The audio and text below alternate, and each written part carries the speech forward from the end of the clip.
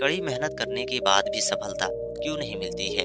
दोस्तों, ये प्रश्न एक शिष्य ने अपने गुरु से पूछा कि हे गुरु, हम कड़ी मेहनत करते हैं, उसके बावजूद भी हमें सफलता क्यों नहीं मिलता है?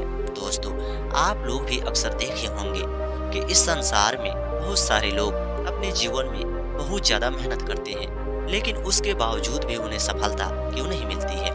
आखिर क्या कारण हो सकता है? दोस्तों, यह बात को समझने से पहले मैं आप लोगों को एक छोटी सी कहानी सुनाने जा रहा हूँ। अगर आप लोग इस कहानी को पूरे अंत तक सुनते हो तो आप लोगों को पता चलेगा कि कड़ी मेहनत करने के बाद भी सफलता क्यों नहीं मिलती है। तो दोस्तों, इस कहानी को आगे शुरू करने से पहले आप लोगों से एक छोटी सी गुजारिश है कि अगर आप लोग हमारे चैनल पे नए हो तो चैनल को सब्सक्राइब करना, और ये कहानी अगर आप लोगों को अच्छी लगी तो कमेंट करके भी जरूर बताना। तो दोस्तों, चलो हम इसे शुरू करते हैं और समझते हैं। दोस्तों, बहुत समय पहले की बात है। किसी गांव में एक बौद्ध भिक्षु आया करते थे, और वे बौद्ध भिक्षु हमेशा की तरह आया करते थे और लोगों को अच्छे ज्ञान दिया करते थे। एक दिन एक किसान के बेटे ने अपने जीवन में बहुत ज्यादा परेशानी को झेल रहा था। उसे बहुत गुस्सा आ रही थी और उसे लगा कि ये गुरु बेकार में लोगों को ज्ञान देते हैं और कहते हैं कि जिंदगी जीने का सही तरीका क्या है और जिंदगी में हमें कामयाबी कैसे मिलती है। मैं इनके पास चलता हूँ और मैं अपनी समस्या को बताता हूँ और कहूँगा कि आप मेरी समस्या को देखकर बताओ कि मेरे में ऐसी क्या कमी है। मैं तो मेहनत भी करता हूँ, ईमानदार भी हूँ, उसके बावजूद भी मुझे सफलता क्यों नहीं मिलती है? और वे गुस्से से बौद्ध भिक्षु के पास जा पहुंचा।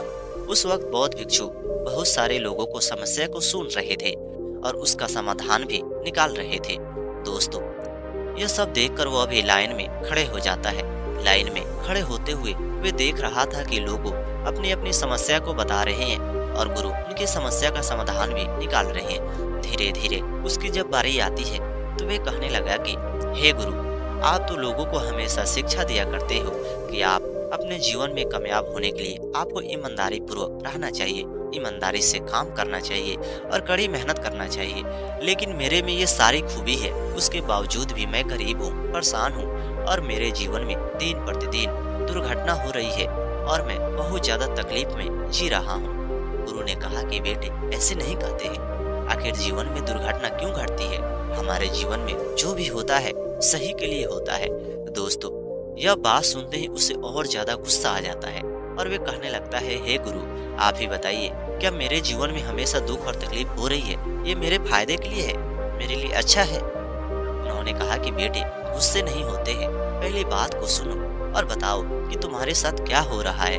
तभी उसने कहा कि मैं एक किसान का बेटा हूँ। मेरे माता पिता हमेशा किसानी किया करते थे, लेकिन आज वह बूढ़े हो चुके हैं, उनसे अब ये खेती बाड़ी नहीं होती है। मैं कड़ी मेहनत करता हूँ, उसके बावजूद भी मेरी फसल बर्बाद हो जाती है।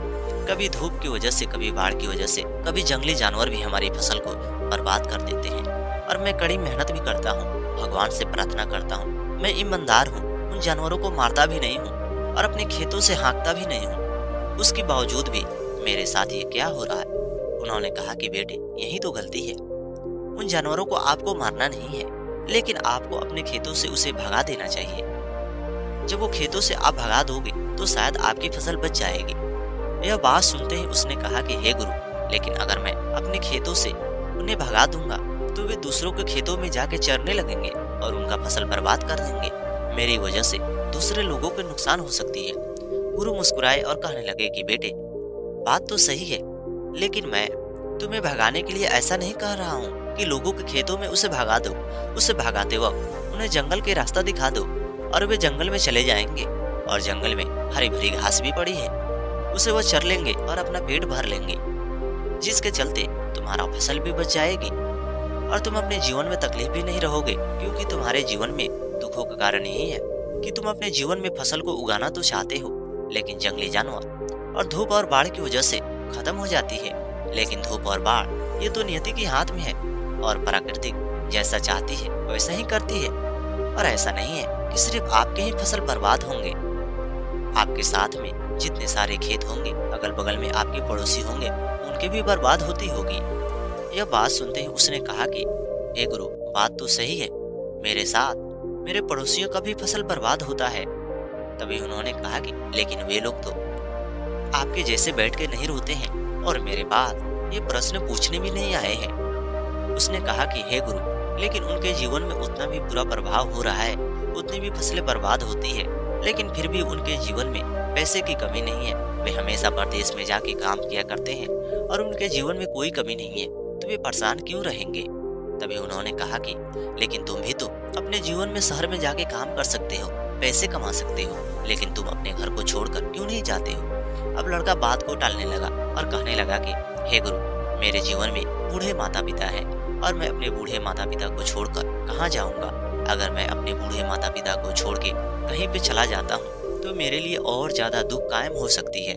मैं अपने जीवन में और ज्यादा परेशान हो जाऊंगा, इसलिए मैं नहीं चाहता हूँ कि मैं अपने माता पिता को छोड़ के कहीं पे चला जाऊं। गुरु ने कहा कि यही तो कमी है, तुम सोच रहे हो कि मैं अपने माता पिता को छोड़ के कहीं पे नहीं जाऊंगा। हमारे माता पिता बूढ़े हो चुके हैं, तुम मेरे साथ मेरे आश्रम में चलो। उसके बाद मैं कल तुम्हें लेकर एक ऐसे गाँव में जाऊंगा जिस गाँव में आपको जाकर पता चलेगा आपके भी बूढ़े माता पिता से बूढ़े बुजुर्ग व्यक्ति लोग हैं, लेकिन उनके बेटे और बहू प्रदेश में काम करते हैं और उनकी जिंदगी खुशी से बीतती है।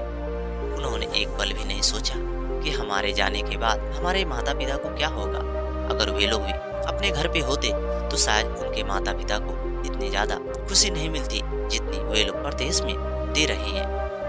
यह बात सुनते ही उसने कहा कि हे गुरु, आप तो माता पिता से दूरी बनाने को कह रहे हैं। बुढ़ापे में माता पिता के पास औलाद की होनी बहुत ज्यादा जरूरी है। उन्होंने मुस्कुराता हुआ कहा कि लेकिन मेरे पास पहले तो तुम चल के देखो कि आखिर उनके जिंदगी में क्या क्या नहीं है और क्या हो रहा है। और गुरु ने उसे बात समझाते हुए उन्होंने सभा को खत्म किया और अपने साथ लेकर उससे चले गए। जब वह उसे जंगल के रास्ते से चल रहे थे तभी उसे प्यास लगी थी। उन्होंने कहा कि बेटे, क्या तुम्हें प्यास लगी है? तभी वह कहने लगा कि हे गुरु, मुझे तो प्यास लगी है, लेकिन आपको कैसे पता कि मुझे प्यास लगी है और प्यास नहीं लगी है? उन्होंने कहा कि बेटे, मैं आपके बारे में सब कुछ जानता हूँ और मैं बता सकता हूँ कि तुम्हें प्यास लगी है कि नहीं लगी है। तुम्हारे पैर लड़खड़ा रहे हैं और तुम ढंग से नहीं चल पा रहे हो और गर्मी का मौसम है, तो हम इससे ये पता लगाते हैं कि तुम्हें प्यास लगी है। तभी वह कहने लगा कि हे गुरु, बात तो सही है, मुझे तो प्यास लगी है। और वे कुएं के पास जाकर पानी पीते हैं, थोड़ी सी विश्राम करते हैं। विश्राम करने के बाद उसे आश्रम में लेकर चले जाते हैं। आश्रम में जाने के बाद बहुत सारे शीर्ष भी ये बात को पूछ रहे थे कि हे गुरु, ये कौन है और कहाँ से आए हैं? उन्होंने बताया ये गांव का लड़का है और ये अपने जीवन में बहुत ज्यादा परेशान हो चुका है। इसके जीवन में परेशानी का यही कारण है कि इसके बूढ़े माता पिता हैं और इसके फसलें बर्बाद हो जाती है प्राकृतिक वजह से और कुछ जंगली जानवरों की वजह से, जिसके चलते उसके बावजूद भी ये रो रहा है। लेकिन इससे भी ज्यादा दुखी लोग भी इस संसार में जी रहे हैं, उसके बावजूद भी वह खुशी से अपने जीवन को व्यतीत कर रहे हैं और मैं इसे दिखाने के लिए लेकर जा रहा हूँ उन्हीं लोगों के पास। तब तक आप लोग इस आश्रम को ख्याल रखना। गुरु को यह बात सुनते ही वह शीर्ष कहने लगे कि गुरु, आपको चिंता करने की बात नहीं है, हम लोग आश्रम का ख्याल पूरे ढंग से रखेंगे। और दोस्तों, वे गुरु वहां से चले जाते हैं। चलते चलते उस गांव में पहुंचते हैं जिस गांव में उन्होंने पहली बार गए थे। और वे जब दूसरी बार पहुंचते हैं, गुरु ने देखकर उनका बहुत बड़ा स्वागत करते हैं और गुरु को बैठाते हैं। बैठाने के बाद भोजन पानी करवाते वक्त गुरु ने कहा कि मुझे उन बूढ़े माता पिता के पास जाना है जो बूढ़े माता पिता अपने जीवन में बेटे को त्याग चुके थे और वे बेटे के लिए तारीफ भी क्या कर रहे थे। तभी उन्होंने कहा कि वे लोग भी अभी अपने घर पे मौजूद होंगे और वे सुबह होते ही लड़के को लेकर वहां पे जाते हैं। तभी वहां पे एक स्त्री और पुरुष भी उनका पैर दबा रहे थे और कोई स्त्री भी भोजन बना रही थी। ये सब देखकर उस लड़के को बहुत ज्यादा खुशी होती है और वे सोचने लगता है कि कितनी अच्छी बात है कि इनके बेटे और बहू इनका पैर दबा रहे हैं। काश अगर हमारी भी पत्नी होती तो मेरे माता पिता को पैर दबाती, लेकिन मैं अपने जीवन में परेशान हूँ तो मैं शादी विवाह कैसे कर पाऊंगा। गुरु ने कहा कि देखो इनका पैर और इनके जीवन में क्या दुख और तकलीफ है। तभी लड़के ने कहा कि हे गुरु, इनके जीवन में क्या कमी है? इनके जीवन में बेटे और बहू मौजूद है, उसके बावजूद भी ये लोग खुश लग रहे हैं। तभी उन्होंने कहा कि इनसे पूछ लो, क्या ये तुम्हारे बेटे और बहू हैं?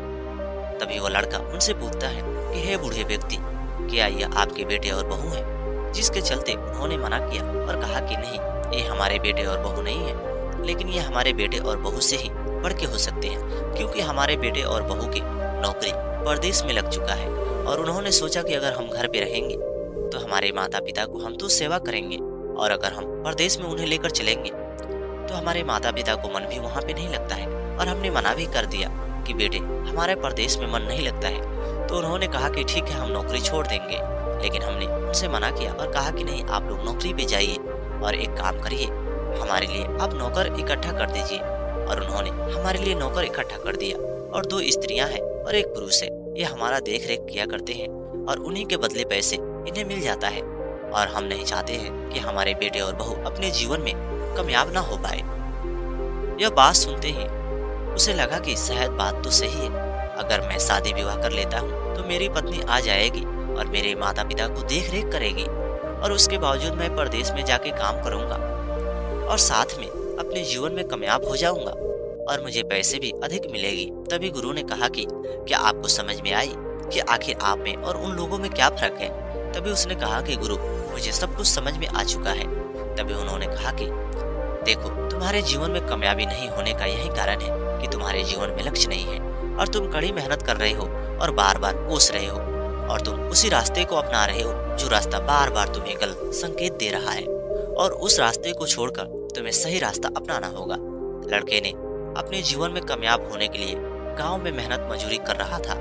अब वो गांव में मेहनत मजदूरी करना बंद कर दिया और वे अपने जीवन में शादी करने के लिए बिल्कुल तैयार हो गया। और वे शादी करके अपने घर में बहू को लाया और कहा कि तुम हमारे माता पिता को देख रेख करना और मैं परदेश में काम करने जा रहा हूँ। जब वो परदेश में काम करने गया तभी पता चलता है कि उसकी सारी फसलें बर्बाद हो चुकी है, क्योंकि इस बार तो बहुत तेज बारिश हुई थी और बाढ़ आ गया था।